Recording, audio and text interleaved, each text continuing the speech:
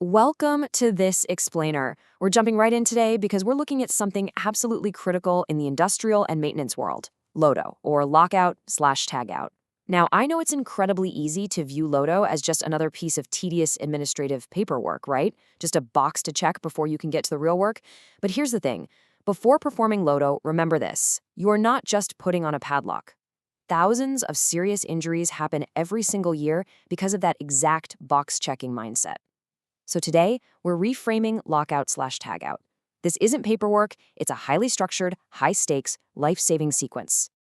To really understand why we need to take this so seriously, we have to face the visceral reality of what we're actually preventing here. Trapping, striking, cutting, burning, crushing, killing. When you perform LOTO, applying that padlock is fundamentally about stopping these severe physical consequences from happening to you or your team. You know, hazardous energy doesn't care how experienced you are, and it sure doesn't give warnings. If it's released unexpectedly, these are the brutal realities. That padlock is literally the barrier between you and these devastating outcomes. So what does true LOTO actually mean in practice? Well, it means placing equipment in a safe condition before maintenance, cleaning, adjustment, unjamming, inspection, or any intervention at all where a person could be exposed to hazardous energy. It's non-negotiable, guys. If you have to put your hands, your tools, or your body anywhere near where hazardous energy could be released, this protocol must be enacted first. To achieve this absolute safety, there's a clear 5-step chronological sequence we're going to walk through to get there. 1.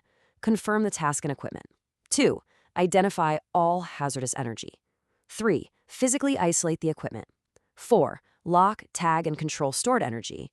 And finally, 5. Verify zero energy. Let's kick things off with Essential 1, confirm the task and equipment. This is the critical step that happens before you even touch a machine or reach for your lock.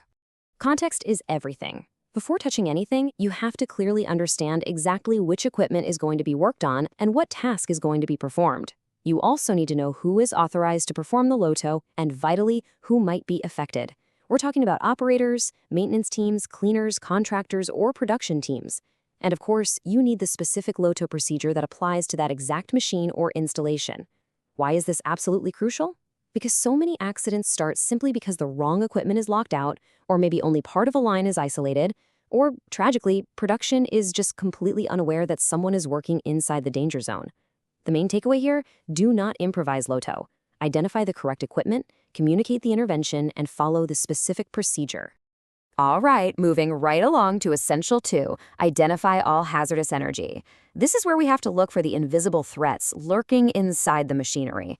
When most people hear energy, they immediately think of electricity, but do not think only about electricity. Danger comes in so many forms. Before locking out, you have to identify every single energy source that could cause harm. We're looking at electrical, pneumatic, and hydraulic energy, mechanical energy and gravity, thermal energy and steam, pressurized fluids and chemical energy. And man, do not forget stored energy. Things like springs, cylinders, capacitors, rollers, blades, counterweights, or raised machine parts. This right here is where so many LOTO failures happen. The main power supply is disconnected, but residual pressure remains in the system, or a raised part can fall, a secondary supply is still connected, or stored energy just hasn't been released. Which brings us to a massive myth versus reality check. Stopping the machine does not remove the energy. This is a huge takeaway.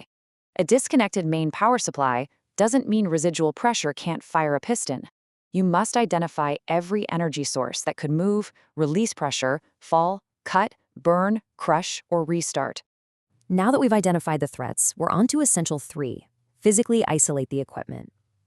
Obviously, the machine must first be stopped using the normal shutdown sequence, but that alone is completely insufficient. We really have to distinguish between false safety and true safety here. Pressing an emergency stop, a stop button, tapping an HMI screen, a PLC command, or a sensor, that is not LOTO. Those might stop the equipment temporarily, sure, but they offer zero guarantee that it can't restart or release energy. LOTO is not done with control buttons. True LOTO requires physical isolation. What that actually means is throwing an electrical disconnect switch, using a lockable isolation valve, a pneumatic disconnection, hydraulic isolation, inserting a blind flange, or placing a mechanical block or chock to prevent movement. You need that undeniable physical gap. Let's move to Essential 4, lock, tag, and control stored energy.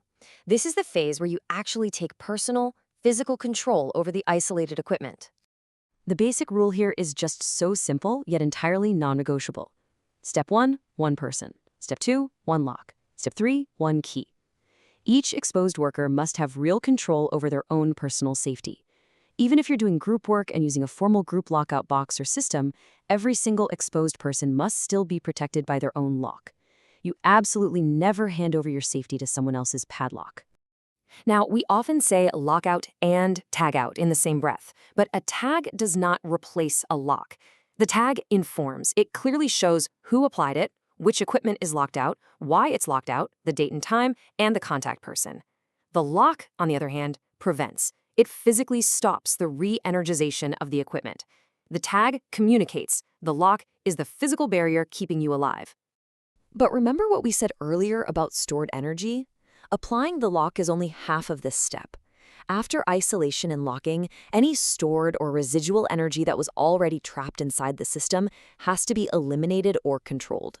Your lock controls re-energization from the outside, but you still have to deal with what's on the inside.